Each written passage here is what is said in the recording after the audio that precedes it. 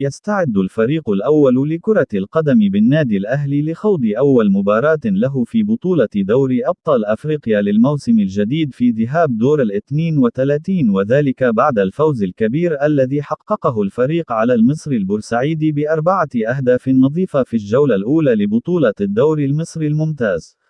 وسيلتقي النادي الأهلي في المباراة القادمة مع فريق سان جورج الأثيوبي في ذهاب دور ال32 لبطولة دوري أبطال أفريقيا يوم الأحد القادم 24 سبتمبر في 7 مساء بتوقيت القاهرة والسعودية وقطر على استاد القاهرة الدولي، وستذاع المباراة عبر قناة أون تايم سبورت.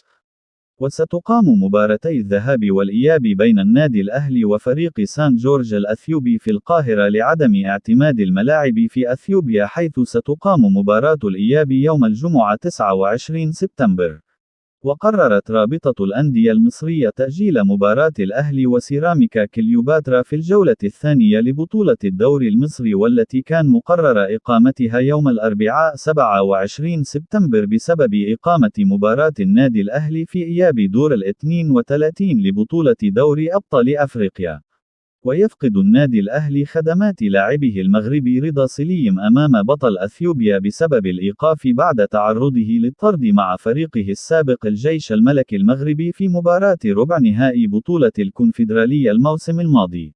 ويدخل النادي الأهلي المباراة القادمة في مهمة الدفاع عن لقبه الأفريقي بعد حصوله على لقب دوري أبطال أفريقيا الموسم الماضي على حساب الوداد المغربي للمرة ال11 في تاريخه.